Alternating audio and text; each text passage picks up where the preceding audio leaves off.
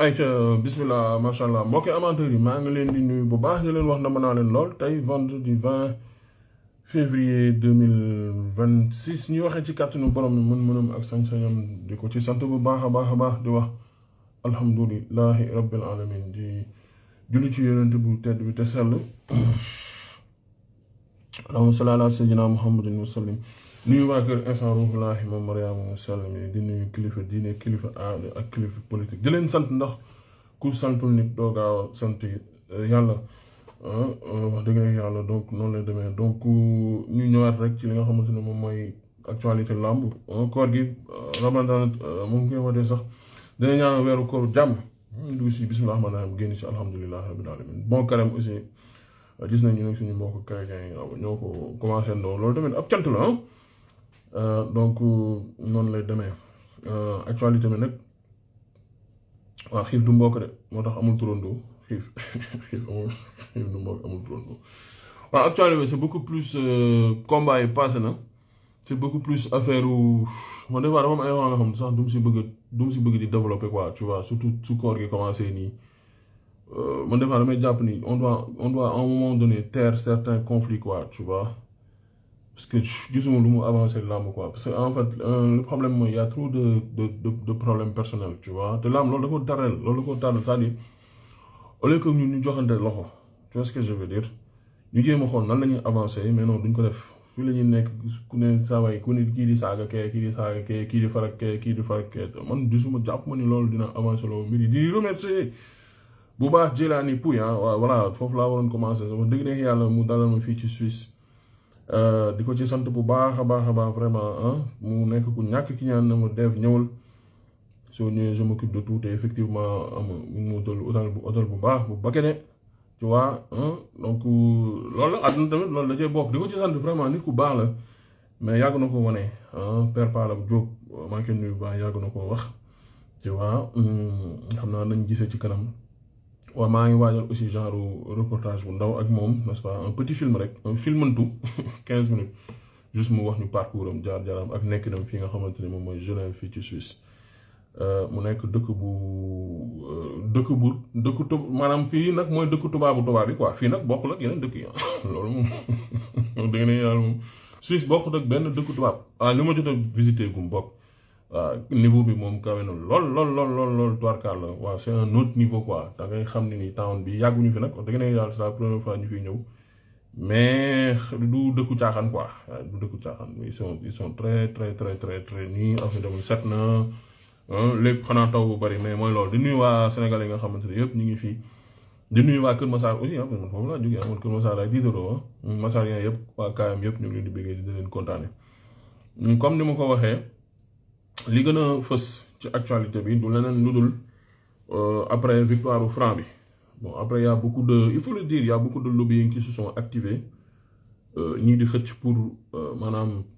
côté comment ça s'appelle le promoteur lobbying nag c'est pas un mot mauvais quoi lobbying c'est juste par exemple groupe boo nga xam groupe de pression la bokk voilà pour faire simple le promoteur a essayé de défendre ses intérêts moom laa doon seetaan léegi nii parce que dañ leen njëkkoon convoqué ñu dem ñu convoqué waat leen à ce qui paraît le camp de Boy Niang ils sont pas partis moom il est parti donc apparemment le camp de Boy Niang bon gëm naa ne daal nañ obligé bëre ak Reug-Reug man nag parfois bëgg naa taxaw tuuti si Reug-Reug quoi parce que Reug-Reug weeru koor lañ nekk rek lépp li ngay wax da lay leer n'est-ce pas parce que ku dee ak sa bàmmeel aussi fii àdduna kese la mais Reug-Reug il a trop joué te avec l'appui de l'ancien CNG il faut dire les choses telles quelles xam nga c'est-à-dire l'ancien CNG ñoom ñoo bayal affaire bii nii bu dossier bi agsi ci niveau fédération mais mënoon nañu ko régler bu yàgg Reug-Reug il a voulu tout gagner et finalement il risque de tout perdre parce que bëggoon na gagner ci làmb ji bëgg na mener une carrière internationale ci MMA bëgg na kii y a eu des choses yoo nga xamante ne nii su ma waa c'était pas la vérité c'était des mensonges évidents parce que bu peut-être loolu mensonge boobu nga xamante ni c'était dirigé par ñi nga xam ne moom mooy instance boobu nag One Championship en disant que ni il a été victime d'un accident tout le monde savait que ni loolu c'était des mensonges évidents du dëgg lu dul dëgg da nga naan lii du dëgg Reug-Reug a joué sur ça il était blessé oui effectivement man gëm naa ne amoon na blessure mais gëm naa ne aussi ab tappale newoon na ci waaw tappale bu mu nekk ba nii à chaque fois tu vois mais à un moment donné il faut que tamit nga létt nit ñi wala nga firi leen il faut que ñu xam ne yow ndax yow mbiru làmb ga wala boog yow te man je pense que la fédération doit taper dur mooy lan on doit plus laisser le choix à des lutteurs ñu mën a nekk di manipuler wala di vouloir manipuler ay nit wala di manipuler li nga xam moom mooy instance bu ñu nekk làmb lu sérieux la làmb c'est une chose très sérieuse ñun nag ñoo ko bëgg def affaire caaxaan affaire de mais làmb lu quelque chose de très sérieux jëlaat maa ngi lay seen maa ngi lay nuyu bu baax sama waa ji tu vois. Alors si on en arrive là c'est parce que l'ancien CNG qu'on le veuille ou pas ils ont laissé des choses traîner ils ont dû régler des choses mais ils ne l'ont pas fait. Reug Reug a joué sur ça malheureusement dafa gis ay prox ndollu gis ay affaires yoo nga xamante ne am na ils l'ont pas fait il l'a pas commencé nag moom commencé wu ko encore une fois ñoom seen problème mi ngi commencé depuis première blessure ki nga xamante ne moom mooy Boy Niang soo leen ko fàttali ko première fois boo ñu war a njëkk bëri parce que loolu ça a commencé avec le camp de Boy Niang encore une fois weeru koor lañ nag man dara dal jarul ma fenn ñoom ñoo toog ñu xam ne seen lutteur dafa blessé au lieu de communiquer en ce sens wax na dafa blessé ils ne l'ont pas fait. Le promoteur savait que le Boy Niang était blessé. Au lieu de dire qu'il est blessé, il prend l'avion avec le camp avec tout le monde. Dans Côte d'Ivoire, def face à face. Nous, c'est après ça, après coup, qu'on sait que le gars il était blessé. Ça veut dire quoi? Après nous, il ose nous dire que nous savons qu'il était blessé. C'était quoi? Vous voulez récupérer l'argent du sponsor ou quoi? Nous avons dit que Reug Reug qui était de bonne foi, man gëm naa Reug Reug de sa bonne foi au début. Mais dem na ba ci biir xam na ne ah ok comme gars dañu nekk ci système tapalé man dem naa dugg ci système tapalé boobu moom. Premier report deuxième report blessure fii blessure à gauche affaire dem combat bi dem ba nga xamante ne mu mujj soof nit ñi waaye nag suñu waxante dëgg aussi tubaab kayit la gëm. on a keroog ci benn live tubaab gëmul leneen lu kayit. waa kaw ñoom Boy Niang ils ont été rattrapés par le temps bi nu mu leen rattrapé ma dañoo dem ba ci biir parce que l'âme day évoluer et l'âme day évoluer très rapidement te li évoluer loolu l'âme du leneen lu dul l'autre là Franc parce que Franc su l'âme doon train mooy tête de train bi actuellement l'âme maanaam Franc mooy diriger l'âme fi mu ko neexee loolu mooy dëgg moom mooy xool par exemple su Franc demee booy bu ndaw bu judd 93 am même pas 20 ans 15 ans de carrière amoo ko sax nga dem ba ay ponkalu mbër pour ne pas dire daw sa ginnaaw mais su ma waa ji di bëgg a écarter ay Reug Reug su Boy Niang demee ba sawratul ci Reug Reug pour war a bëgg a bëre ak yow. Balla Gaye nga xamante ne communication dafa dem ba rey ko mais actuellement ñu ngi koy gis mi ngi génn ñu ngi koy gis barki démb la viande fondue mi ngi lekk ay yàpp yu neex ak yu nooy donc ça veut dire que ne yaa amul leneen lu dul dëgg rek moom mooy mujj y a que le résultat et que le travail qui paie. Et ça, Franc, c'est d'arrache-pied qu'il a eu. Amee ko nan lu dul liggéey ak dëggal boppam non moom tamit man dama koy remercier benn côté moom Franc ma dafa wane ne léegi làmb affaire de tapale nekkatu fi il faut que nga sérieux dans ce que tu fais da ngay sérieux dans les entraînements da ngay sérieux et truc waaye waratu nekk ay affaire wax affaire lobby affaire demee noonu loolu quand même lu ñuy féliciter. Alors quand le camp de Boy Niang s'est rendu compte que ni daan actuellement Reug Reug amul fu mu leen di yóbbu pour dire la vérité Boy Niang daan na Reug Reug actuellement voilà c'est une victoire ni mais Reug Reug ne fait plus tellement l'actualité de la lutte le Reug Reug ne fonctionne même plus en termes de lamb Reug Reug lu muy doxal instant en termes de champion MMA lay doxal Reug Reug ne s'intéresse pas à la lutte c'est ça la vérité Reug Reug pour mu intéresser aussi lamb il faut que combat jege si nga génn def 1-2 live wax ci làmb gars yi titre ko non il faut qu'on se fasse respecter à un moment donné man je trouve pas que le Reug Reug ne respecte assez oui làmb moo ko jox lépp loolu yëpp dëgg la mais man jàpp naa ni dama jàpp ni Reug Reug ne s'intéresse plus à la lutte il n'a qu'à faire un choix parce que li muy def ni aussi génnewuma ci aussi le promoteur Makan Meng je donne mon propre avis génnewuma ci parce que Makan Meng aussi benn instant aussi il a voulu coûte que coûte ça se comprend aussi dafa dugal xaalisam parce que mënoo jël say millions tamit dugal ko ci benn làmb tu vois après nag nga bëgg xaalis bi naax saay noonu ci ay affaire non maa la libéré rek maa la libéré il y a eu un peu de naïveté du camp de Reug Reug il faut le dire naïveté bi du leneen lu dul lan en croyant à un promoteur bu toog ci face à face leur faisant croire que ni oui libéré naa leen mais la libération ça doit se baser sur des papiers quand on libère quelqu'un maanaam quand Boy Niang bi ñoom souvent seen problème wax naa ko keroog je pense que Chérif laa doon lay wol ou pas il se base trop sur ay wax quoi non diw libéré nañu waaw ok libéré na leen mais na leen jox papier bu leen ñu wane leen libéré loolu nag damay def benn genre parenthèse bu ndaw pour la fédération parce que la fédération aussi dafa am lenn lu ñu tàmmoon ci ancien CNG man bëgguma ñoom ñuy doxalee noonu moom mooy lan mooy l'administration elle est écrite su fekkente ne un lutteur on l'a libéré il faut que mu am un papier et un site internet montrant que ni soo duggee foofu noonu mais il faut que yooyu ñu régler ko c'est-à-dire mu am ay courrier que ce soit formel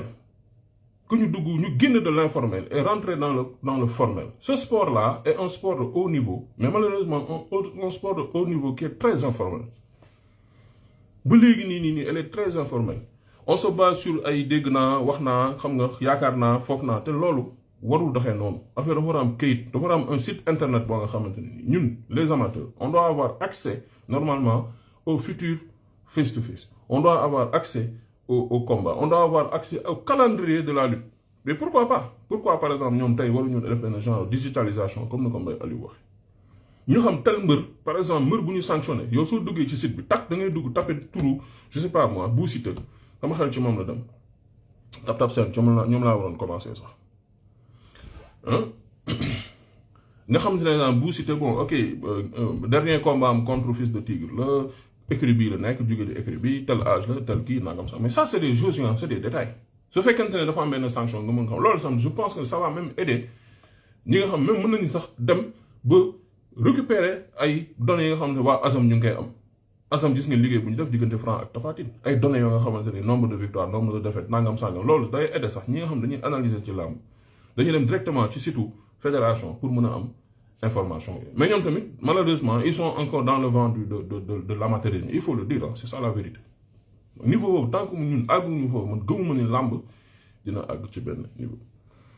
Alors pour en revenir au camp de Boy Niang ils ont été dupés Makan da leen nax c'est ça la vérité Makan il a joué et il a gagné et il risque de gagner en tout cas pourquoi tey ñëwuñu parce qu'ils savent que ni le truc est parce que Makan dafa téye ci lu dëgër en réalité diggante ko ci ku téye ci ku kayit ak ko nga xamante ne téyewul ci dara soo leen demee devant le juge wala ki nga xam moo leen war a àtte comme fi affaire juge amu fi fédération kan mooy am dëgg moom dëgg munoo nekk ci ay cadre maanaam munoo taxaw ci kanamu fédération na leen moom de diw de moo defoon conférence de presse libéré nañu loolu du ay wax beneen bi ci topp Tapha Kandji maa ngi nuyu baax dafa def benn erreur de communication du leneen lu dul nga dem ci benn live ñëw ni combat non mais attends il faut que tamit à un moment donné qu'on arrête avec ce type de communication ça ne marche pas il faut que ñu def ci loo nga xamante ne nii c'est palpable c'est réel dafa factuel ñàkk factuel boobu noonu ci làmb moom moo tax ba instant yi ñu nekk ci ay affaire de day xaw a ndróog waxuma pour ñoom mais de manière générale làmb moo war a évoluer ci niveau teg xel ay dil non ay non ci suuf non affaire du non loolu dafa dépassé làmb dafa war a dépasser niveau boobu noonu dafa war a nekk dans un cadre bien juridique ñu teg affaire yu leer ñu xam ne nii ak nii ak nii fekkente ne ñoom dañu def sortie nga ne par exemple combat Boy Niang ba Franc di weddi loolu il a fait une sortie pour weddi loolu parce que on a senti un lobby actif pour vouloir confirmer le combat Boy Niang Franc ce qui n'est pas vrai je suis désolé en vouloir faire croire au monde de la lutte que Boy Niang on a invité ici Franc ak Boy Niang c'était un piège pour Franc pour man promoteur il était même pas d'accord loolu invité woon nañ ko ñu pare foofu noonu comprendre nga y a un chroniqueur xam ngeen ko jëlal ñu wax turam tu vois tout le temps il y a un acharnement ak benn genre wax boo nga xamante ne matin midi soir yaa ngi mel ni yow yaay agent wu Boy Niang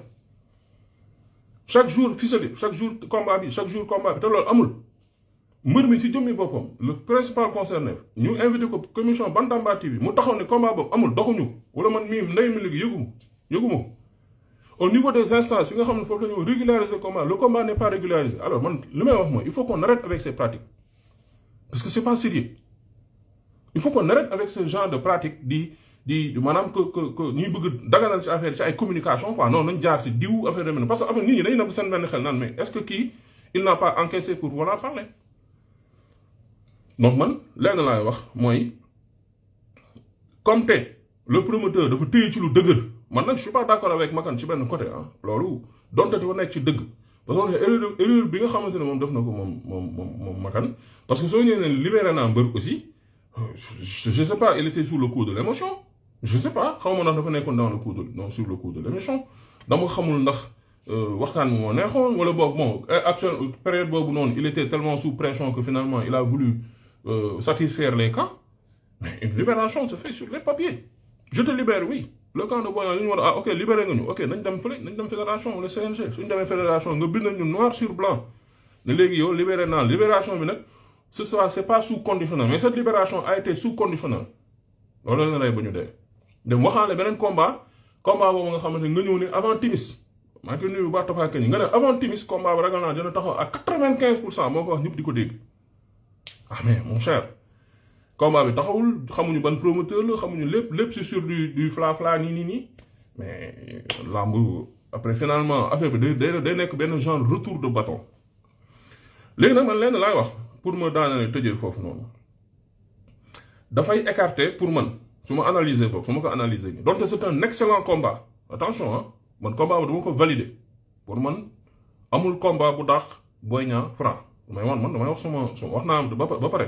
ne man su ma doon def par choix numéro 1 2 3 damay jël Franc Siteu teg ci kanam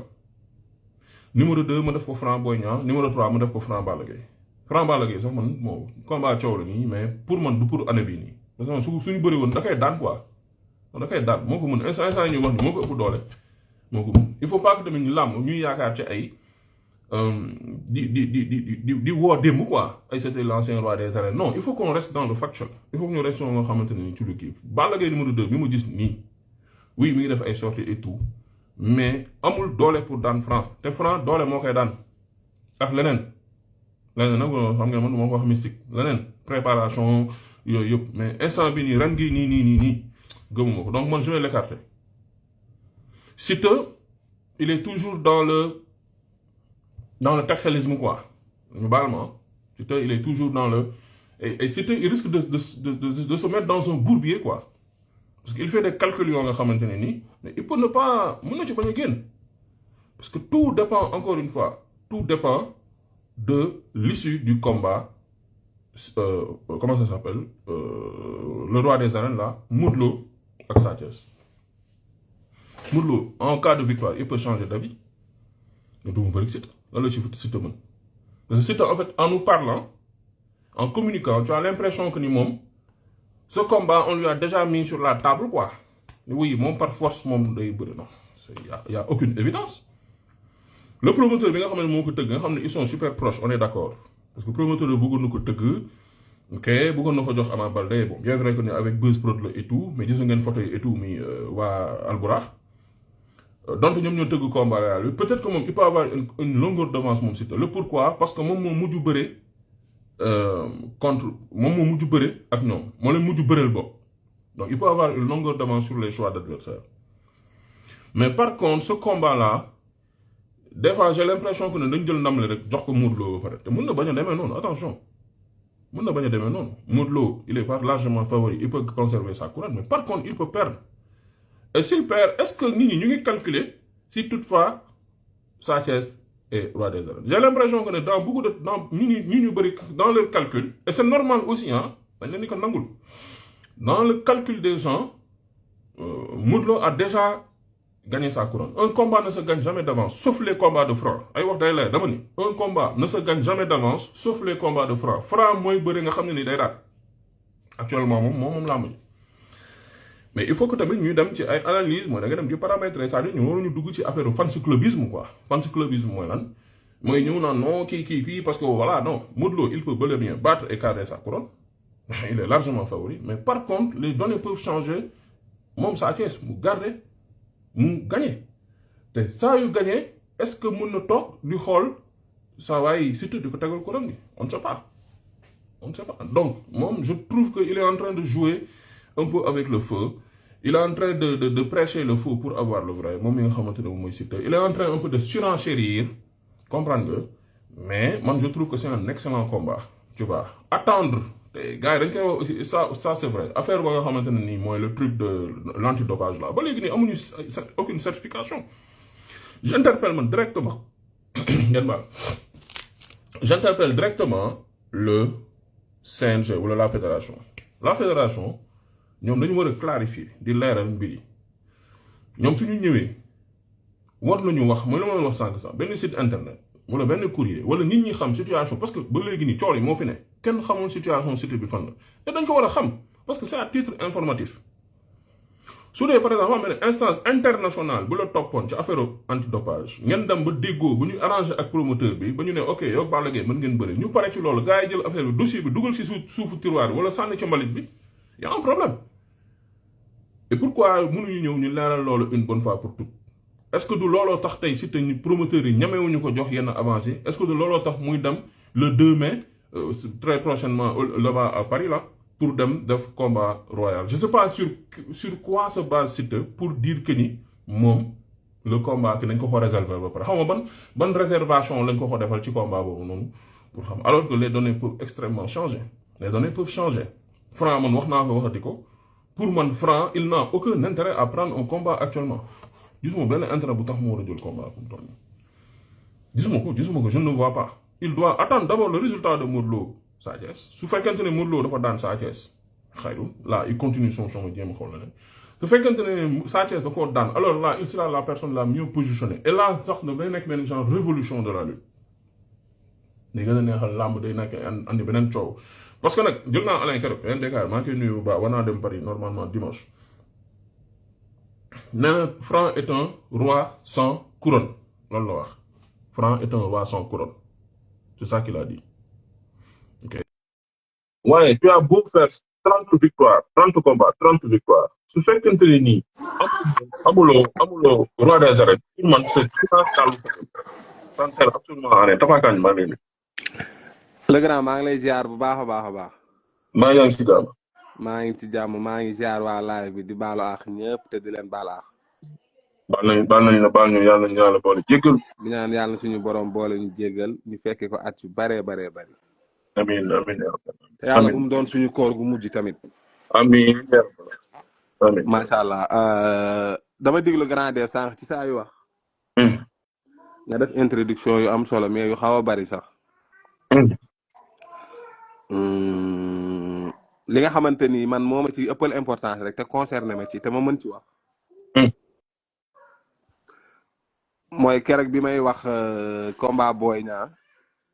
fii ak Timis peut-être mën na taxaw à 95%. C'était pas des paroles en l'air gradé. ok. waaw parce que man saa bu ma demee bay jug rek di wax surtout sur la place publique rek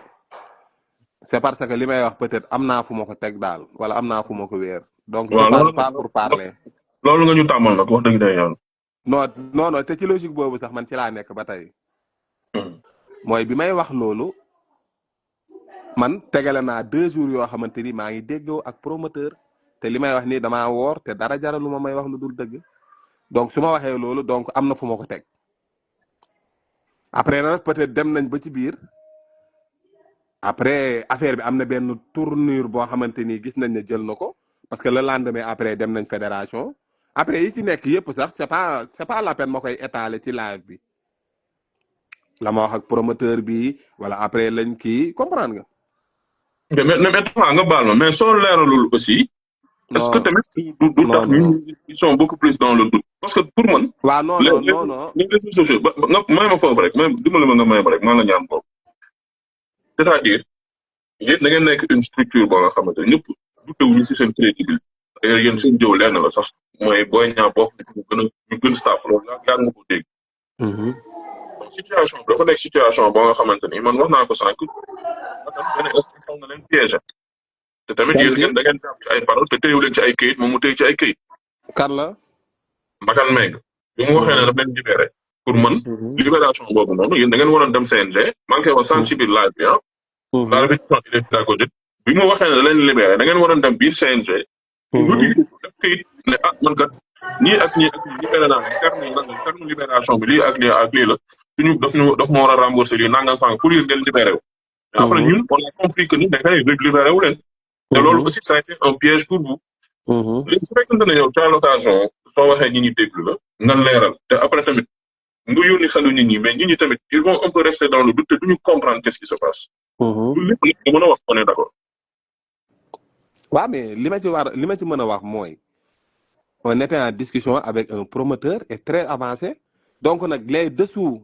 yu discussion yi gradé léegi nag nit ñi kenn ku ci nekk tu es libre nga yónni sa xel kenn ku ci nekk li nga bëgg a jàpp nga jàpp ko mais am na loo xamante ni man leeral bi ci nit ñi su fekkente ne jotagul man du ma ko def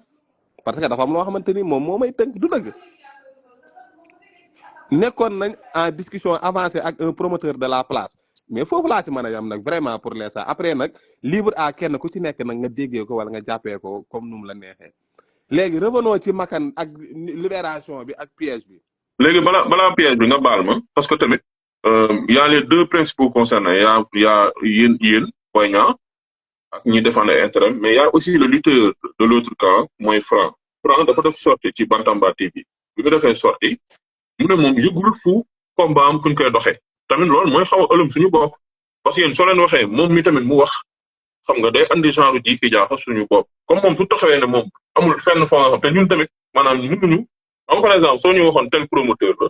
tel date la ñoom ay piste dinañ mën xam mais su fekkee ne France jëm ñu boppam moo toog télé Sénégal bi yëpp di ko seetaan mu ne amul ku dox combat am contre Boy Niang amul ku waxaale combat am contre Boy Niang amul ku ko woo contre Boy Niang loolu tamit day xaw a ëlëm suñu bopp. waaw léegi grand def loolu su fekkente ne day def jiixi jaaxa sa xel te ngay journaliste investigation nekk ci làmb yow tamit da ngay yónni sa xel rek activer sa ay sources xool ndax am na promoteur boo wax ak Tafa Kandji waaw wala déet mais man aussi mënuma wax tamit ak sama nawle ba pare ñu tënk après may trahir loolu ñëw après ci place publique bi di wax li loolu aussi il faut nit ñi ñu nangul ma ko tamit honnêtement. ok waaw léegi li jëm ci affaire bon man je trouve que c'est trappe la quoi genre piège la. ñu leen tànn parce que bon ça a commencé ci conférence bi lan moo tax yéen ci diggante parce que les arguments de Makan mooy ci diggante bi yéen libéré nañ leen waaye ci libération boobu noonu amu leen combat ci diggante bi looloo waral mu ne moom day tëgg combat am contre Reug Reug Boy Niang parce que amel ngeen ko avance lan nga ci mën a wax mon très cher. léegi li ñuy wax mooy damaa bëgg léegi ñu bàyyi di wax ci xel mu sell léegi ñu wax ci texte ak règlement grandeur bi nga xamante ni moom moo tënk làmb dans un premier temps dañu wax ne su fekkente ne da nga am contrat ak mbër mu blessé ba dugal certificat médical yow tu as 3 mois pour xaar sa adversaire ci biir 3 mois ci biir 3 mois yi su fekkente ne adversaire bi ñëwul pour dugal certificat guérison du promoteur bi mais texte moo la libéré on est d'accord ci foofu. ok léegi déjà Reug Reug ak Boy Niang bi Reug Reug dugalee certificat médical bi ak tey jii may wax ak yow 3 mois yooyu épuisé nañ ko bu yàgg.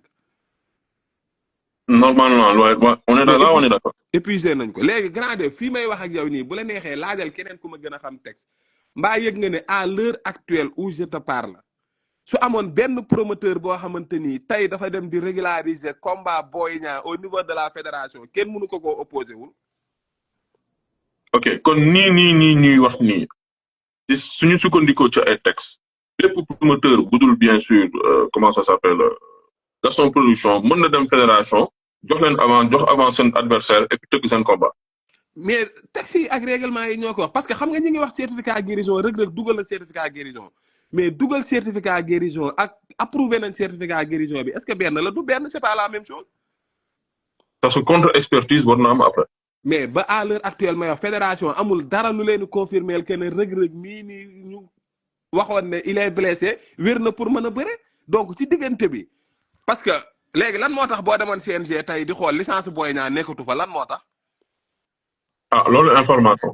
parce que libéré woon nañ ñu ba jëlaat licence bu mbër mi delloo ñu ko au moment où ñu jëlaat licence bi delloo la ko mooy kay am nga droit dem engagé wu waat ak beneen structure. ok kon seen licence Boy Niang delloo nañ ko loolu depuis kañ la. waaye depuis léegi mu war a mat ay 1 mois yooyu licence man naa ko jëlee en personne man Tafa Kandji sama loxo lañ ko teg. ok kon dans ce cas lan moo tax ñu rappeler leen waa CNG maanaam loolu waxtaanu lan la woon pour arranger les angles ak itam tey tamit saanaan naa Makan léegi nii moom mu wax ni dem na fa mais yéen ñëw leen lan moo waral maanaam seen absence. beneen bu ci toog aussi perpa la sànq seetaan naa ko mu confirmer ne ñoom déposé nañ médical lenn rek la ñu xaar mooy lundi bii di ñëw bien sûr moom Reug Reug mu ñëw pour def contre expertise. avant may wax foofu damay continuer ba tey dafa am lu ma bëgg a leeral. ay ginnaaw bi ma leeralee lii ma la expliqué ba pare mooy ne actuellement nii may wax ak yow dama ne suba bu doon vendredi la promoteur bëgg a régulariser combat Boy Niang texte ak règlement empêché wu ko pour mu bañ koo régulariser. Deuxièmement il faudra que aussi nit ñi ñu bàyyi xel parce que dafa am communication boo xamante ni des fois soo koy dégg tu as l'impression que ne non dañu bëggul bëre ak Reug Reug wala non bëgguñu bëre ak Makan non demeewul noonu Makan bëgg na régulariser combat bi texte wax na ko na Reug Reug indi certificat guérison mu ñëw physiquement ñu def contre expertise ñu régulariser combat bi amul problème. ok Makan am donc na 3 xaaral ma àggale Makan am na 3 mois pour tëgg combat bi amul problème mais ba tey ci texte ak règlement tamit moo waxaat ne bépp lutteur boo xamante ni régulariser nañ sa combat ba pare amatoo sañ-sañu génn di honorer beneen contrat ailleurs te vidéo bii ñu régulariser ba pare te ci diggante bi Reug Reug nee na day xeex MMA le 29 avril. waaw c'est vrai ça c'est le texte. li ma wax texte la ak règlement donc foofu tamit problème am na fa parce que su fekkente ne ñun waa kër Boy Niang dañu wax ba ñu ne léegi d'accord nañ léegi nañ régulariser combat bi ñu bàyyi Reug Reug mu dem xeex MMA le 29 avril mais ñun ñëpp xam nañu risque yi nga xamante ni moo nekk ci MMA. on est d'accord xam nañu Reug Reug adversaire bi muy dajeel xam nañ ay potentialité am kan moo mën a jël assurance ak garantie ne Reug Reug mënu fa jël kaw ñaanaluñ ko kan moo mën a jël garantie ne Reug Reug mënu fa blessé tey yàlla tere bu fa loola amee kan mooy nekkaat le perdant. ok si toutefois par exemple moom Reug Reug mu blessé waat ok waaw loolu tamit c'est vrai. mais ay éventualité la grand père. on est d'accord analyse. gis nañ le cas de Thiatou Yoff bërki démb. tout à fait il a pris un chaos fatal. boo xamante ni ci logique fi mu ne nii ci làmb Sénégal fii ak 3 mois Thiatou Yoff warutu fi mën a bëriwaat parce que am na benn processus bu mu war a suivre. léegi après foofu su fekkente ne am na après Makan Mbengue sonn na ci combat bi Makan Mbengue investir na ci ay millions mais après Makan Mbengue continué na di tëgg ay combat ñun avance bañ ñu joxoon. avance boobu kañ lañ ko épuisé Reug Reug mi ngi nekk ci ay promotion di MMA. dans tout ça et Boy Niang.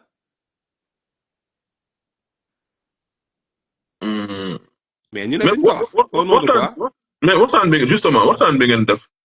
je pense démb la barki démb ngeen dem ak promoteur fële au niveau de la fédération pourquoi defoo leen ko woon bu yàgg ak jamono bi nga xamante ne CNG mi ngi woon fii ak pourquoi après bon on a senti que ni je sais pas y avait waxtaan non parce que waxtaan bi lan moo tax ma gis ne Bira Sène convoqué ko mooy parce que Makan bi mu ne libéré na Boy Niang comme li nga wax nii ci làmmiñ après dem nañ ba ci biir dëgg la mais texte dafa libéré Boy Niang après Makan am na ci benn interview buñ koy wax mu ne combat Boy Niang Reug Reug sax man déwén laa ko séntu wala combat boobu moom damay toog rek xaar ba saa bu jotee rek ma tëgg ko. après gis nañ ci 2 semaines yi weesu que ne après événement yi fi jot a jaar yëpp léegi mu am benn dénouement boo xamante ni am na mooy promoteur bi nee na léegi day régulariser combat bi. léegi bi mu ne day régulariser combat bi d'accord na régulariser combat bi mais combat bi tamit soo ko régulariser mais nañ ko teg ci ay texte ak règlement. léegi ok mais ngeen bëre ak Reug Reug pare ngeen pour bëre ak Reug Reug. non mais nan ngay jëlee avance nit ba pare gradé ba pare di bañ a bëre ak moom. ok parce que dans l'entre pas man sama xalaat ah mais ci xalaatu peut-être ñu bëri nit ñi dañuy yaakaar ne instant yi da ngeen bëgg a écarter Reug Reug parce que instant yi nii comment ça s'appelle bon pour dire vrai pour ñu wax sport aussi Reug Reug ne fait pas tellement l'actualité wax naa ko sànq en début waaye pour jël ki nga xamante ne moom mooy Franc parce que il fait plus l'actualité et il y a beaucoup plus d'enjeux sur ce combat. non comme ay danger maanaam ci danger adversité ak yooyu moom loolu étape yooyu nekkaguñu ci quoi loolu comme jël Franc jël Reug Reug loolu moom man je me dis que ne. loolu amul suñu waxtaanee aussi jël Franc instant bi nii moo ëpp valeur foofu jël Reug Reug. waaw mais damaa bëggoon continuer rek. balaa may dugg ci Franc damaa parce que actualité bi sax du Boy Niang Franc. actualité bi mooy ci fii ñu toll ci combat Reug Reug ak Boy Niang du dëgg. léegi nag après bi loolu jàllee waxtaan bi mu amee. le président de la fédération a insisté sur le fait que ñu waxtaan. sur le fait que nañu waxtaan. parce que bu règlement ak texte ñëwee damm dina bëri. ah mais bien sûr mais règlement ak texte xam nga Bira Sène moomu ko. xam nga Boy Niang moomut règlement xam nga Makan Mbengue moomut règlement. règlement bi dañ ko fi teg pour la ko commencé ca mbër ba door a dugg démb ca yaawu jaal ba ci Modou Xarañ Lo mi nga xamante ni mooy l'acteur roi des arènes règlement boobu dafa valable pour ñëpp te règlement bi li mu wax nag binduñ ko ay chinois binduñ ko ay thaïlandais ay français yu wóor lañ ko bind ñëpp mën koo lire xam li ko nekk. waaw ñu xam li nekk ci règlement ak texte yi moo tax nag ñu ngi am benn oreille attentive di diglu fédération bi di leen xool ñoom tamit bu baax a baax a baax. ok man dafa am lu ma bëgg xam loolu c'est une question un peu ci man c'est-à-dire yéen dañ leen woo gis nañu père Bécaye Mbaye mu dem foofu dañ leen woo pour yéen ngeen waxtaan seen biir ngeen trouver terrain d'entente wala dañ leen woo pour wax leen lii mooy règlement. père Bécaye Mbaye loolu indiwu ko fa woon dans un premier temps. ok. voilà père Bécaye dañ fa ñëw rek daje fa mu waroon a gisee ak Bira Sène donc père Bécaye loolu indiwu ko fa woon. d'accord c'est bon. voilà. ok léegi comme ni ma ko waxee pour répéter waat question bi maanaam yéen da ngeen fa demoon dañ leen convoqué pour CNG ñëw toog na bon yéen léegi waxtaan leen seen biir loo leen décidé man ma appliqué ko wala moom dafa ñëw waa fédération ñoo ne leen lii mooy taxi te lii fii laa bëgg ngeen jaar. déedéet président Bira Sène moo convoqué ba mu convoqué bi mu ñëwee Grand Yoff dafa mel ni koor gi dalaa xaw a jàpp nee naa la dafa wax ne nañu privilégié waxtaan. ok d'accord. suñu waxtaanee ba juboo en amont lu ñu waxtaan buñ ko jubee buñ ñëwee moom mu appliqué loolu su fekkente ne consensus mënul am nag après ñu appliqué texte yi ak règlement yi. d'accord donc sama entendement parce que tey am na benn question bu ma gis léegi nii mi ngi ci boîte à question bi nee na lan moo tax tey vendredi 20 bi nii demu leen fële CNG ñu gis fa makan ndax da ngeen ñàkk trouver terrain d'entente moo tax demu leen te finalement texte moo nar a àtte seen diggante ak makan may. non parce que non man sax déjà dama nekkul Dakar man. man à l'heure actuelle nii man maa ngi Touba. waaw maa ngi Touba nii donc après biñ fay jigee ke rek Bira Sène waxoon na ne dina woowaat manageru Reug Reug dina woowaat manageru Boy Niang dina woowaat promoteur bi après ci suñu côté nag man ba démb ci guddi yëgaatuma appel boo xamante ni appelu Bira Sène la donc moo tax tey xam naa biñ xëyee gisu leen fa kaaw Boy Niang waaw ndax da ngeen nar a alors xam naa ne nag dafa dugg par truc duñ ko retenir lu bari demande à Tapha s'il serait disposé à décaler le combat jusqu'en juin par faute de date de Makan parce que Makan aussi mi ngi naan dafa nar a am problème mu date et tout ça ndax yéen pare ngeen mais je pense que tontu nga sànq ci question bi que pare ngeen pour bëre et toutefois dañ ko nar a décaler au mois de juin. non waxuma benn date. waxuma benn date comme li may wax day dugg YouTube waxuma ne ñu bëri juillet waxuma juin wala mais dama ne. le promoteur au moment où bu régulariser combat bi le promoteur a 3 mois pour organiser notre combat. wala bu dee am na ñuy seetaan te dégguñu tubaab promoteur bi au moment où ñu régulariser combat Boy Niang Reug Reug ñetti weer la am pour tax organiser suñu combat. léegi nag xaw ma mai xaw ma juin xaw ma juillet loolu mbay mu ñoragul la mënu ma cee natt asaka du ma ci waxagul dara. mais ñetti weer la ko fédération texte may pour mu organiser suñu combat. ba pare ci biir régularisation combat boobu texte yi nee na Reug Reug amul droit xeexi MMA texte yee ko wax du ñun.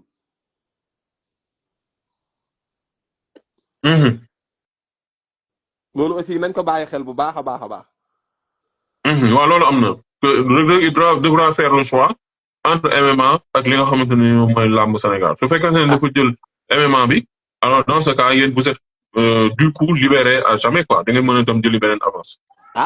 loola xam nga loolu lu ñu yeggagul la waaye buñ ca yeggee tamit incha allah on saura quelle conduite prendre dinañ ci jël suñu ay responsabilité. ok alors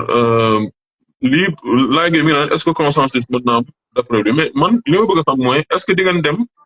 su ko jaree di ngeen dem ba bras de fer avec le promoteur wala yéen vous allez rester dans l'étape du consensus. non ba tey non xam nga fi mu ne nii xam nga bras de fer amul parce que xam nga boobu ba tey xam nga man après Grand Yoff je me dis que ne bras de fer du njariñu du intérêt làmb ji maanaam. làmb du ci gagner quoi. te amuñu intention boobu on n'a pas besoin d'aller en bras de fer parce que gis nga buñ doon dem bras de fer dem nañ bras de fer yàgg na parce que am na ay situation yu bare yu présenté woon yoo xamante ni mënoon nañ ko saisir pour dem ci bras de fer. avec le promoteur mais on l'a pas fait parce que dañu am ay liens ba pare ma répété waat ko combat bi kerek bi muy taxaw bi ñu ko waxaalee ba ci guddi gi promoteur waxaale na fay lu ëpp li Makan Mbeng kii Père Mansour Mbaye moo weñaar suñu loxo ne ñu lii ngeen di def ñu nangu ko ne lii la ñuy def kon dañ koy def donc bras de fer ñun nekkuñ ci logique boobu. ok ok alors je pense que gars yi je pense que Tapha Kandji andi na ay leeral yu am solo quand même tu vois mais pour dire vrai c'est pas un dossier qui est facile parce que li ko gën a jafal aussi moom mooy le fait que Reug Reug mu dem signer loolu je l'ai dit en introduction mu dem signer li nga xamante ni moom mooy affaire yu MMA bi te pour dire vrai aussi je l'ai dit tout à l'heure lii yëpp tamit l'ancien CNG ils ont laissé trop les choses traîner ñu waroon nañ ko régler bu yàgg donc un problème la boo nga xam ne dafa ñëw nag ba jëmmi jamono ñëw dabaat ñëpp tu vois bon après nag on le peut ou pas ku nekk tamit da yaa ngi défendre jéem a sa intérêt du côté du promoteur ak du côté de ki nga xamante ne moom mooy le camp de Boy Niang Tapha Kandji moo bàyyi la nga tàggatoo su fekkente ne am na leneen loo nga xam bëgg nga ko loolu ci laaj. loolu daal laa wax xam nga léegi nag xam nga réew mi nag dafa xaw a jaxasoo ba pare naqaree waxee mais man dama am benn idéologie boo xamante ni man à chaque fois ak lu mënti xew grandeur ak situation fi mu toll ligne de conduite bi ma am ligne de conduite bi nga xamante ni moom laa am ak fi ma bëgg a waxee man foofu laay waxee gis nga live bi fi mu ne nii bu ñëpp doon def commentaire non da ngaa war a leeral te waruma leeral du ma leeral grandeur li ngay xam lépp ci làmb doo taxaw fii yow ci sa live di wax sa ay source ci li ngay xam ci làmb waaw grandeur nañ ma nangul nag ma wax ak docteur Gilles promoteur mu ne ma bul génne sama tour ma wax ak moom ba pare nañ ma may nañ ma may timit man timit ma ne am na ku ma waxtaanal mais pourquoi par force dañ war a xam ki ma waxtaanal te jotagul. non on est d'accord mais c'est-à-dire xam nga bi nga waxee ni combat bi ragal naa ne dina taxaw combat bi dina taxaw na non da nga ne taxaw na ak 95%. déedéet dama ne fii ak timis il est fort probable que combat bi mën na cee taxaw ba ma koy wax aussi am na fu ma ko tegoon parce que xam nga ne yow kuy wax ci Boy Niang wala nga bëgg ci dara Boy Niang mën ngaa bañ a jaar ci man mais ci koo jaar kooku dina jaar ci man. donc mbiri Boy Niang moom je suis dañ may informer minute par minute wala seconde par seconde donc ba may wax loola am na fu ma ko tegoon. ok mais nag après su ma neexee am naa droit de réserve te man noonu laay doxee. li ma war a wax ci grandeur su ma yéegee parce que dafa am loo xamante ni chaque jour dama koy wax ngeen koy def yëfu reetaan dafa am lu ñuy wax nit ki am loo xam ne dañ koy wax nit ñi. fi mu ne nii nag fi ñu toll nii ci lii may wax nii nit ñi lañ koy wax. waaw waaye li nga xamante ni dañ koy wax nit ki vraiment fi mu ne nii nag ci nit ki rek lay yam àggagut ci ma war koo wax nit ñi mais bu ci yeggee rek incha allahu rabbi gars yi na seen xel dal man xam nga ne yow man damaa bëgg débat dire ba pare damaa disponible. alors am na ñuy wax foofu nag laa lay une toute dernière question parce que kii mi ngi insister donc suñu comprendre aussi c'est-à-dire su fekkente ne Reug Reug il insiste pour dem defi son combat MMA le 29 avril alors loolu de facto da leen di libérer quoi alors yéen instant boobu noonu mën ngeen toog sax croiser les bras parce que loolu texte CNG moo ne mbër amul droit def ñaari combat te bon bu ñuy gisee affaire loolu nag sama analyse personnelle la je vois mal un Reug Reug qui défend une ceinture mondiale pour la deuxième fois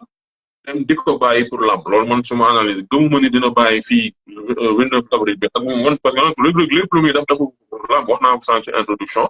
donc su ma comprendre bu baax yéen tamit su leen neexee instant bi ngeen xaar ba le 29 bàyyi Reug Reug mu dem defi MMA su ko defee ba pare yéen tamit ngeen taxaw ne ñun kat ñu ngi nii tawaay de moo yeneen waxoon lii mi ngi nii dem na bëre ji kon libéré nañu une bonne fois pour tout am déet. waa léegi loolu tamit bëgguma mettre les xawma la charrue avant les bœufs parce que damay bañ a wax fii loo xamante ni histoire daf may rattrapé waat waaw du ma bëgg aussi lu neex nit ñi wala du ma bëgg wax ba wax loo xamante ni bu ëllëgee ñu taxaw ñu ne non lii bañ ca tollee Tapha Kandji nee woon na nangam ak nangam loolu may ma ko rek grandeur ba yàlla suñu borom def ñu yegg waaw may nañu lool di ko remercier ñu bàyyi la nga tàggatoo ak suñu mbokk amateur waaw di la remercier waat rek bu baax a baax di la remercier waat bu baax di remercier aussi ñi nga xamante ni ñuy seetaan ñu gën a bàyyi waale xel rek ñun musuñu nekk ci logique gu yàq làmb promoteur wala musuñu nekk ci logique gu di def ay mbiijoo mbaaloo moo tax ba nga xamee Boy Niang mu nekk ci làmb ba fii may wax ak yow musuñu cumuler ñaari contrat parce que dañuy bëgg saa bu ñu séqee ak Grand Dev rek li ñu séq ak Grand Dev de A à Z ñu respecté ko bu jeexee ñu jàll ci leneen donc je vais pas dire que ñun on est très professionnel mais ñi ngi jéem suñu kéem kàttan ba bu ñuy jëflanteeg yow duñ la ameel ak yow tamit dooñu ko ameel ba pare nit ñi duñu jéppi quoi gars yi ñoo may bay mais gars yi dimbal leen ko c'était pas tellement le truc je pense que Cheikh Niang il a répondu à ça loolu alors am na ko xam nga suñu communauté dañoo bëgg ay question gars yi dimbal leen ma nag bii c'est le dernier su ko neexee tontu su ko neexee bañ a tontu Wos Jàmbaar dafa def sorti naan Boy Niang xam nga ñu daan benn combat la am nangam sangam ba Cheikh Niang génn di dal ci kawam loolu ndax mën nga ci wax dara am déet non Wos Jàmbaar loolu amul dara loo ci tontu Grand Dev xam nga dëkku démocratie lañ nekk kenn ku ci nekk libre de tes pensées mais Grand Dev yow bu ñu taalee live pour di wax ci làmb kenn ku ci nekk am nga droit xam nga analyser nu la neexee on est d'accord du moment où yow saaga woo mbër mi xam nga waxoo ko dara loo xamante ni liggéey donc da nga wax sa xalaat rek ah mais Grand Dev loolu kat pataas moo ma daaxal pomme de terre vraiment ku ci xuloo yow sa avocat baaxul donc Wos moom loolu mu wax dañ ko koy nangul bu baax a baax mais xam naa ci dara daal mooy Boy Niang moom góorgóorlu na moom ba am kër Boy Niang góorgóorlu na ci làmb ba yóbbu ci papaam ak yaayam màkka Boy Niang góorgóorlu na ba tey fu mu tourné ñu ne Boy Niang nga nele te làmb moo ko may te Wos xam naa ne bu ko Boy Niang magee tamit bëriwut wala ñu maase Boy Niang daal xam naa ne làmb ji mu nekk moom marqué na ci empreinte ba tey bu làmb Sénégal fayoon tey bu ñuy wax ci mbër yi nga xamante ni def nañ ci ay exploit moom lu lim ba gudd turu Boy Niang dina dugg moom lu lim ba gudd ah loolu dëgg la làmb fay na ko moom Boy Niang moom làmb fay na ko moom waaw Boy Niang làmb fay na ko Wos nag loolu mu wax am na ci droit loolu dara nekku ci man jàppale ma ko ci dara Wos sama waay la c'est un ami c'est un frère boo xamante ni des fois ñu déggante ci WhatsApp bi même bu dee bariwul sax trop mais loolu mu wax noonu gis-gisam la xam nga mën naa bokk ak sama gis-gis on est d'accord loolu mooy démocratie Grand Dev léeg-léeg nga toog ci live bi wax loo xam ne du ma arrangé mais est-ce que loolu day tax après ma ne Grand Dev mi duutuma wax ak moom wala dara mais sa gis-gis la te bu ñu waxee waxtaan kenn ci nekk am nga droit wax li nekk ci xel mais Boy Niang daal ku am mérite la ci làmb dama lay wax ne la ba ma koy fekk seen kër di ko indi suñu kër booba amul ñaari néeg ak pantere amu ko dëgg la dem na ba tey macha allah da nga naan moom lii jëlee wu ko université jëlee wu ko ci entreprise ci làmb la ko jëlee. mais gaa nee nañ ku irrégulier nga dóor noonu de au bas de la ceinture. ah. gaa nee nañ ku irrégulier nga dóor quoi. non am na ñoo xamante ni dañ ne Grand Dev am na ñoo xam ne dañ ne Wos li mu wax lu factuel la. mais man tamit lii ma wax nii lu factuel la. mën nga ko dindi li ma wax. non on est d'accord. lamb fa. Boy Niang wala fayul Boy Niang. non wax dëgg yàlla nag moom ñu ngi gis ay réalisation franchement. macha allah kon kay alhamdulilah yow kay Grand Dev booy nekk ci dara. boo say dugg te kenn xamula ca. fexeel ba bu ëllëgee bu nit ñi di lim ñu limaale la rek mooy maanaam. àdduna fexeel ba boo ñëwee ci àdduna bul nekk spectateur di tàccu fexeel la nekk acteur ñu lay tàccu. maa ngi ziar ñëpp di baalo ñëpp ak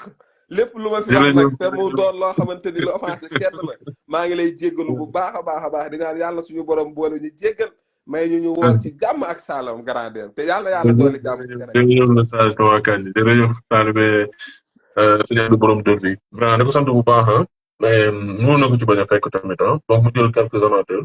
gars yi nag ndogu fii léegi mu jot fu mu jum est-ce que doy 18h et quelques donc ñu def benn extra 20 minutes rek bon mais fii mi ngi commencé jàpp tamit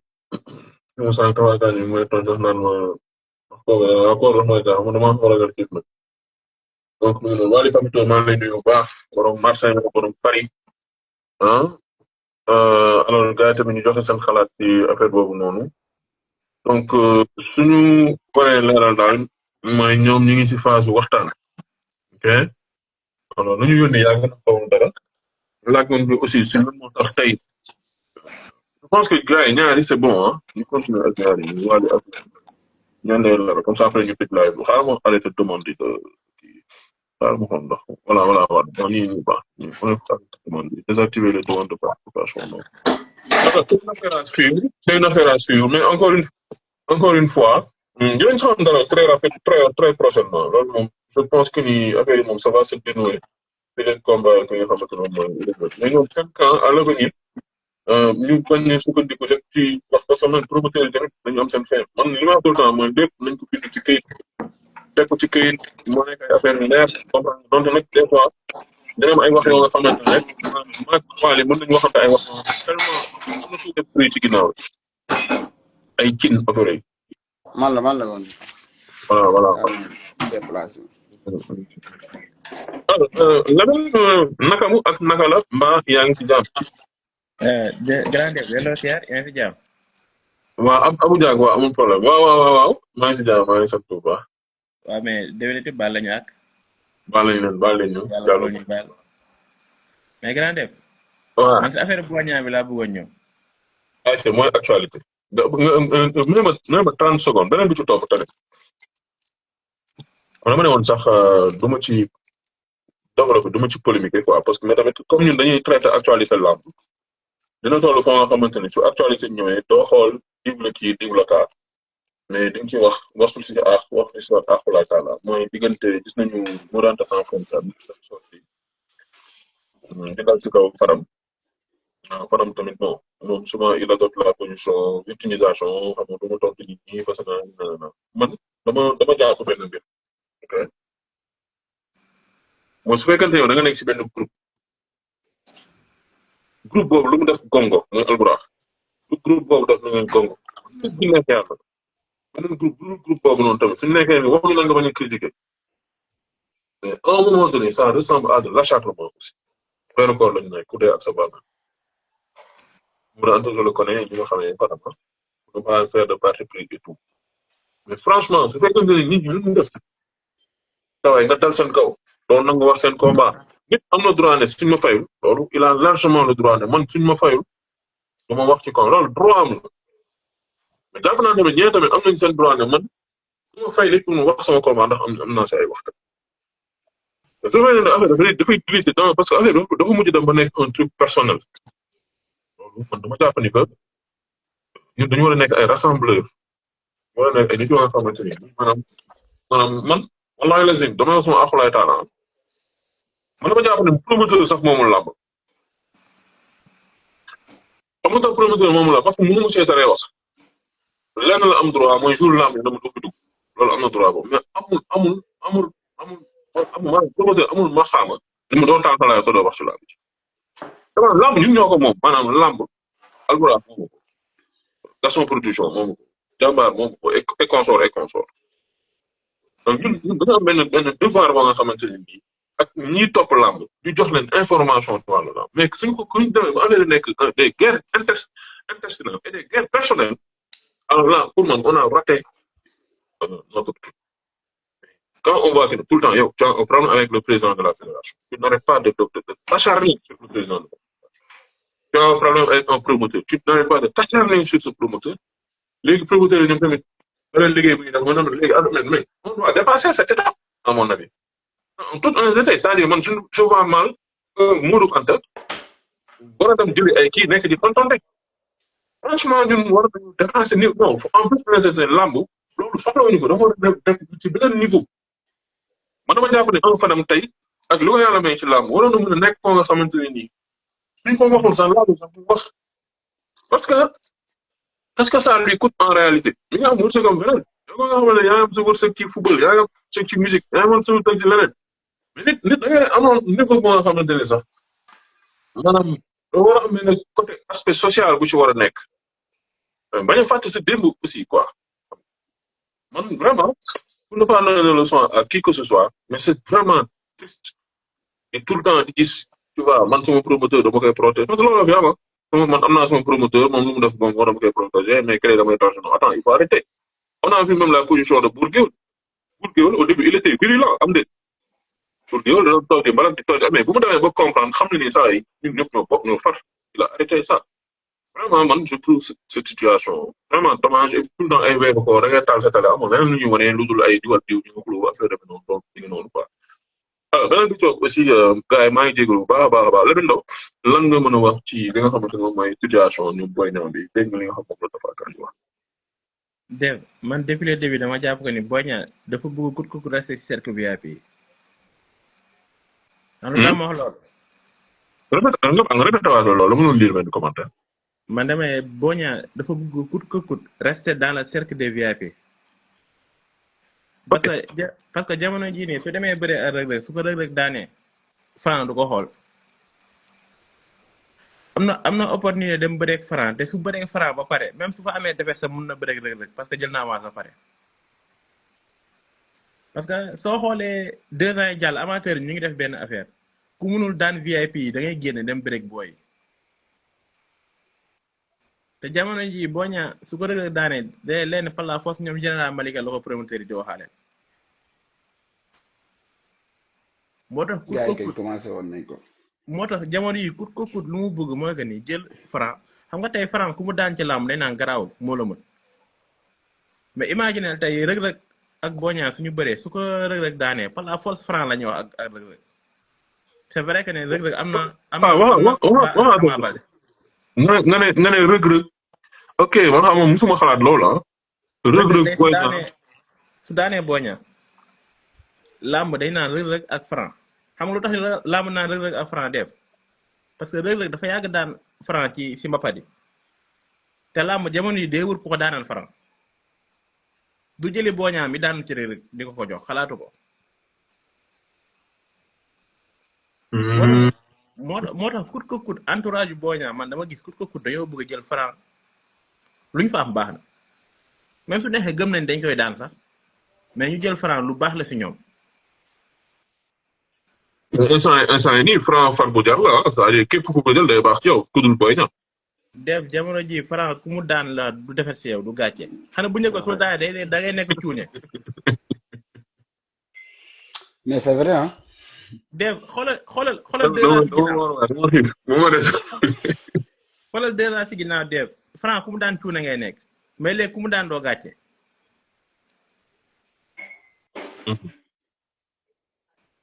moo tax kut ko kut ñoom dañuy bëgg kut ko kut bëreeg Franc ak lu ñu fa munti am dañuy bëreeg Reug Reug parce que jël nañu avance ba pare. dafa am lu ma fàtte laaj Tapha Kandji mais mën naa la ko laaj parce que moom dafa ni am na promoteur bu doon dox seen combat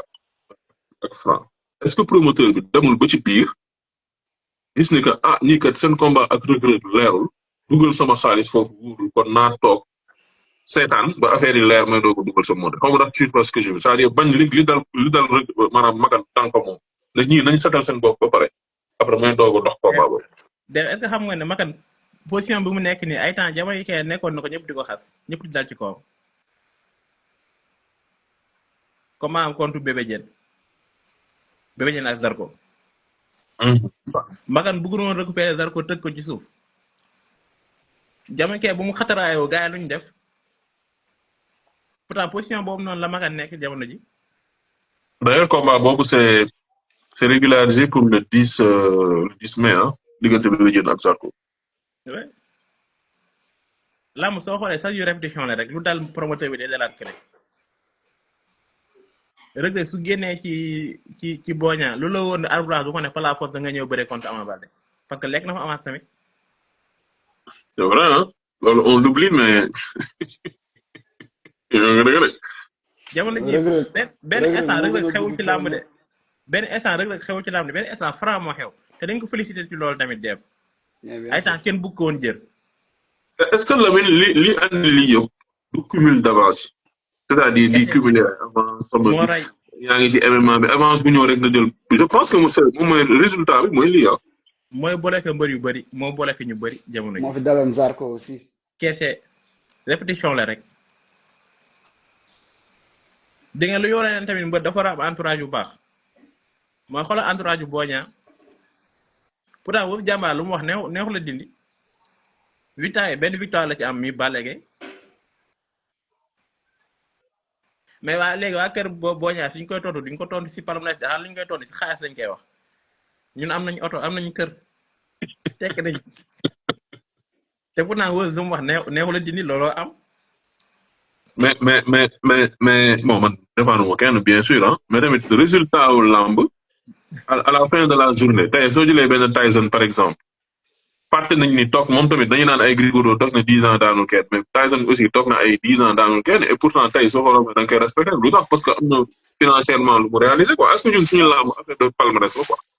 waaw du affaire dafa may mooy lu ma la wax léegi daa am lay téye ci VIP yi entourage bu baax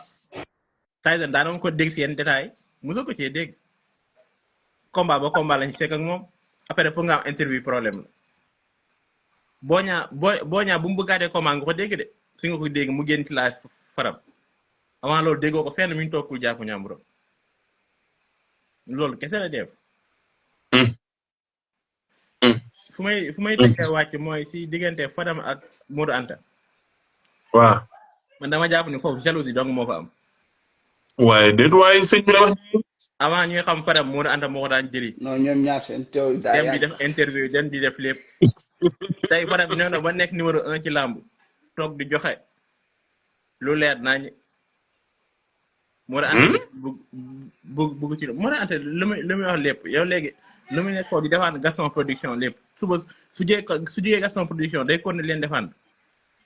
wala day dem ràññoo si Fadam na ko yaa wax dëgg su la neexee mais Dave nit ki kuy liggéey am nga douane tey si ma fayul fii du ma fa dem. waaw non franchement nag loolu moom wax naa ko sànq quoi soo ma fayal du ma wax moom loolu moom nit am na ci quoi. jamono jii ñëpp dañoo nangu ni face to face soo koy tëgg Modou Mbaye nekk fa Fadam nekk fa Buur nekk fa amateur du ñu am satisfaction totale. waaw man côté lamb bi day xaw a des quoi. promoteur bi nag su buggee satisfaire amateur day dem jëli ñee bu mu xool ay problème bu ñu am bu ñu xool dara nañu waxal ak ñoom ci cachet ne lii laa lay mën a fay suñu d'accord ñu ñëw liggéey. ok mais aussi un promoteur il a le droit ne man je sais pas moi Cheikh Ndiaye laay jëli wala Abdouras wala n'importe qui. il faut tamit ñu nangul promoteur yi noonu. Def ma yor 100 millions nga yor 50 millions ñu dem jëndi oto mu mën a jënd rajo mënoo jënd rajo danga naan li yow ma arrangé li nga jënd ngay jënd. man dama jàpp ni lu Baye Ndiaye comme ça ñu Baye Ndiaye ak Mansour nu ñu mënee dem ci ñoom Fadam waxam moom fay ko dañoo am moyen donc am possibilité yi. Lamine doguma la de yàlla bu la yàlla dog jaar naa la jaar grandeur mais même Mansour ba au début grandeur comme Gaston Production la toogee woon de mais il a pu rejoindre parce que xam nañ ni instant bi ku bëgg yenn publicité yi ci sa làmb il faut que nga liggéey ak ñoom Fadam que ça soit directement ou bien indirectement. ok man je peux être d'accord avec vous mais tamit la promotion de Alioune Seye ak l'autre là comment ça s'appelle Général Malika oui ça fait on est d'accord mais quand même la promotion s'est fait sans eux pourquoi par exemple ni ñu bëgg forcément nous dire que ni suñu bokkul ci lamb rek lamb du dox mais loolu c'est un peu ridicule quoi. ba mu doon def foofu def Alioune Seye Général Malika est-ce que xam nga bu combat bu jeexee la bu coow ko avant combat bi ndax lan ndax Fadam ak Général Malika yow jàppante xoolal loolu la xoolal exemple boobu jéem foofu rek tontu nga sa bopp. mais li docteur wax aussi maa ngi nuyu benn commentaire maa ngi nuyu ba am na solo mais soo waxul ci làmb jàmbur aussi lu tax nga xëy sa côté tamit est-ce que tamit maanu mënoo toog rek nga maanu parce que déglu naa Modou Anta aussi mu wax lu am solo. mais su dee par exemple avant combat waxoo ci bu combat bi jeex après nga bëgg a cee wax loolu tamit. mais Dave Modou Anta soo aayoon dëgg Fadam suñu def fee su fee ba pare Fadam di ko critiquer lu négatif loolu war a jël mooy jël def ko lu positif ba nit ñi xam ne seen combat am na temps si waxu Fadam dong la utiliser su nekkoon ko aay la. di nga parfois nit ki mun na la sànni xeer bu jël xeer bi delloo ko xoolal jëlal nga xeer bi nga xool yow lan nga si mën a liggéey. mais ñoom jamono ji léegi naa ko mu naan ndegam kaa ngeen bëgg lu mu dugal yónnee leen ak ma tontu ko. Sénégalais loolu la ñu bëgg kaa kese la ñu bëgg. waaw loolu mën a wax ci loolu ak tamit ci la situation de voilà Makan ak le camp de Boy Niang ak Reug Reug aussi tu vois. man ci kii laay commencer Fadam ak Modou Anta man je dirais pas que ñoom Fadam ils sont indispensables sax ci combat non ils sont loyaux mais en fait man si j'étais à la place de ces promoteurs-là, ma bëgg man sama événement réussir, man je mettrais tous les moyens pour Pour amener quoi. non mais sincèrement yow des fois nga dugg ci benn business nit ki sax tetam neexu la mais nga liggéey ak moom pour avoir des sous, n'est-ce pas? Non, pour dire vrai, ils apportent un plus à la lutte, quoi. Non, c'est ça. Pour moi, mieux vaut les avoir à tes côtés que contre toi. Mais ñu waxante dëgg man bu fekkee dama nekk ci benn domaine damay xool par exemple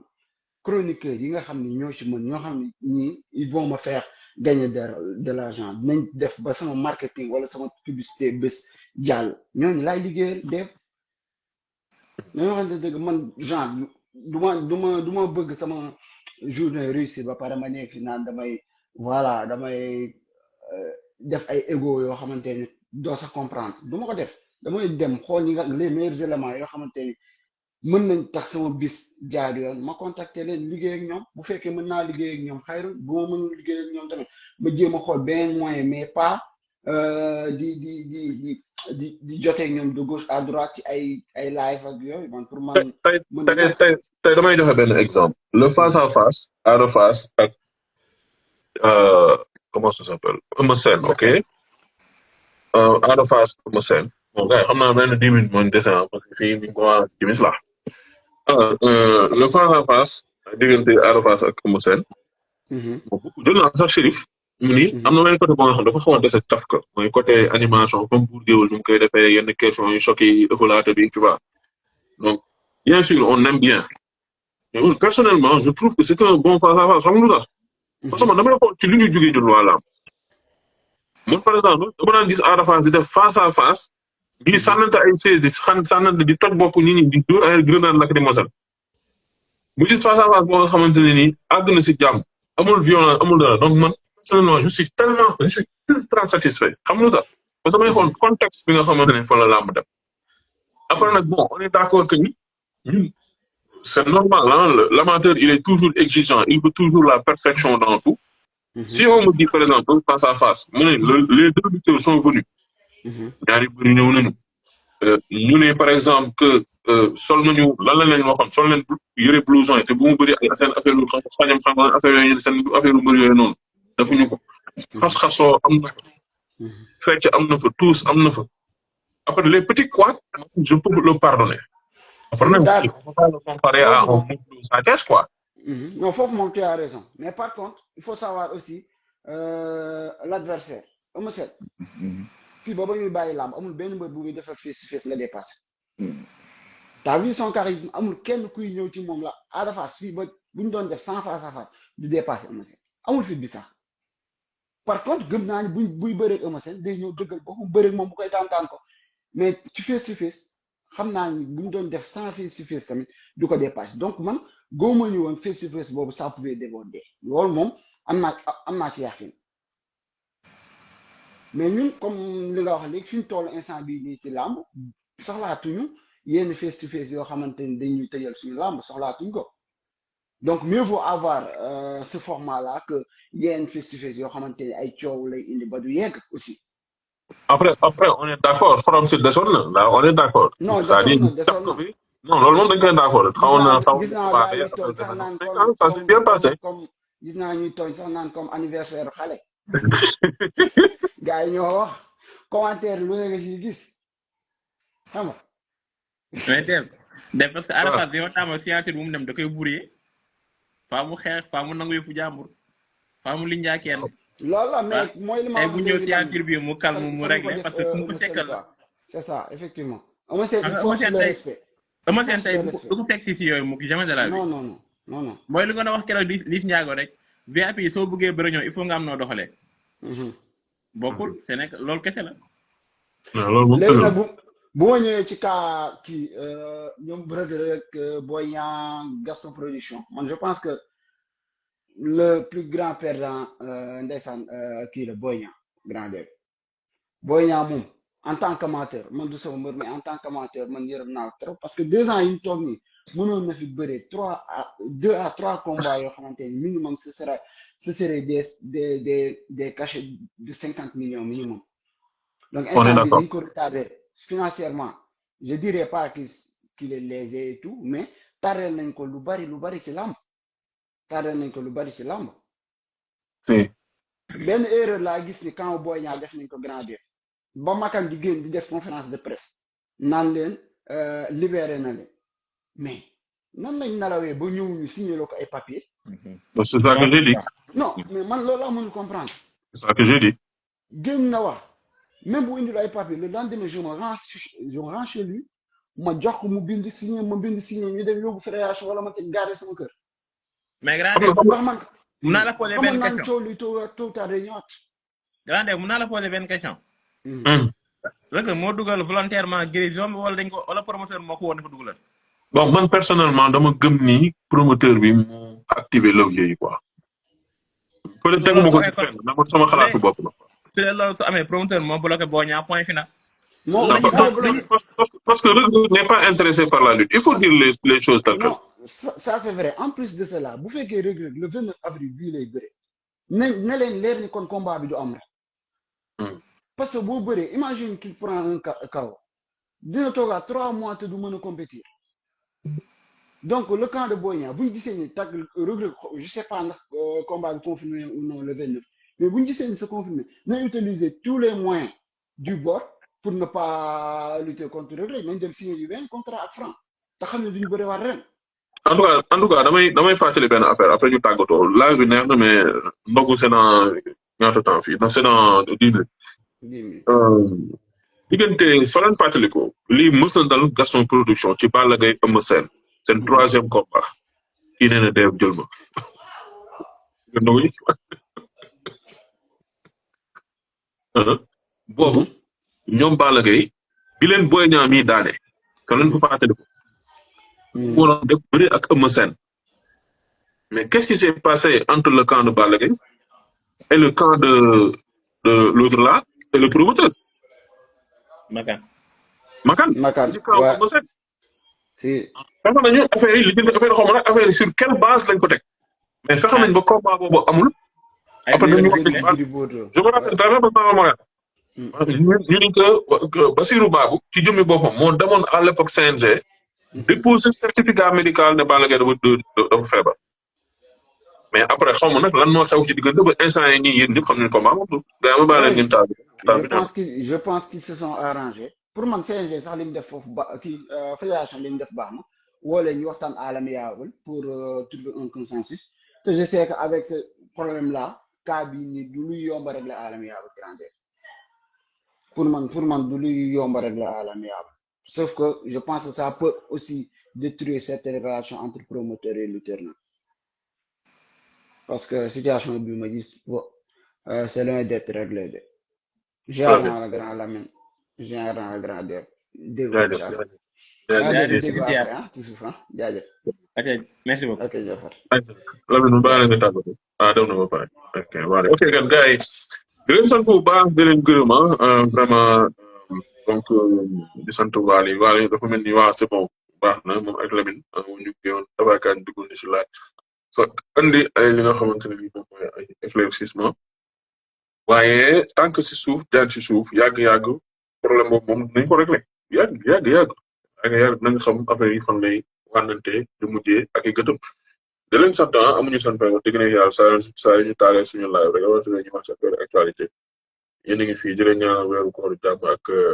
weeru carême jàmm aussi di nuyu jëlaat koy bu baax a baax moom mi nga xam ne moom tamit fii ci Suisse wax dëgg ne yàlla jox ma wane bu baax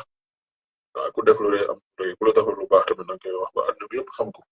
ñu ngi waajal waaw ñoo docteur Jules nee na mi ngi waajal live ci kanam man mii sax bëgg naa live ci kanam waaw ci kanam bëgg naa live at ak amateur yi mais dinaa xool par rapport ak heure bu la docteur Jules danañ ko doon rek moom sama waajur ma ñaanal jàmm baax a baax dama ko ci leen docteur Jules wala sinon demain matin su ma yeewoo ma taal live amateur bu soobee yàlla wala jéem a invité bu soobee yàlla ñu rek noonu lépp luñ fi wax lu jub rek ngeen xam ne ni borom bi moo baax ak yéen lépp lu ñu wax bu dëng rek ngeen xam ne live dafa xaw a métti te dañoo woo kooku dañoo xaw a jàpp mais waaw dañoo war a délire mais live bu lamb des fois